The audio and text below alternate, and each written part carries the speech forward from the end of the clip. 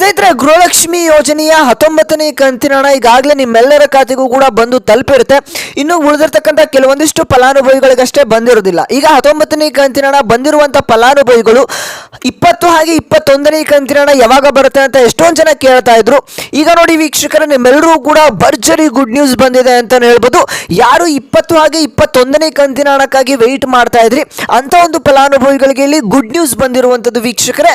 ಇದು ನಿಮ್ಮ ಖಾತೆಗಳಿಗೆ ಬಂದು ಜಮಾ ಆಗ್ತಾ ಇರುವಂತದ್ದು. ಟೋಟಲ್ ಆಗಿ 4,000 ರೂಪಾಯಿ ಹಣ ನಿಮ್ಮ ಖಾತೆಗಳಿಗೆ ಇಲ್ಲಿ ಜಮಾ ಆಗ್ತಾ ಇರುವಂತದ್ದು ವೀಕ್ಷಕರೇ. ಹಾಗಾದ್ರೆ ಇದು ಯಾವ ಜಿಲ್ಲೆಗಳಿಗೆ ಹಣ ಬಂದು ತಲುಪ್ತಾ ಇದೆ, ನಿಮ್ಮ ಖಾತೆಗಳಿಗೆ ಹಣ ಬಂದು ತಲುಪಿಲ್ಲ ಅಂತಂದ್ರೆ ಯಾವಾಗ ಬಂದು ತಲುಪುತ್ತೆ ಅನ್ನುವಂತ ಮಾಹಿತಿಯನ್ನ ಈ ಒಂದು ವಿಡಿಯೋದಲ್ಲಿ ಕಂಪ್ಲೀಟ್ ಆಗಿ ನಿಮಗೆ ತಿಳಿಸ್ಕೊಡ್ತೇನೆ.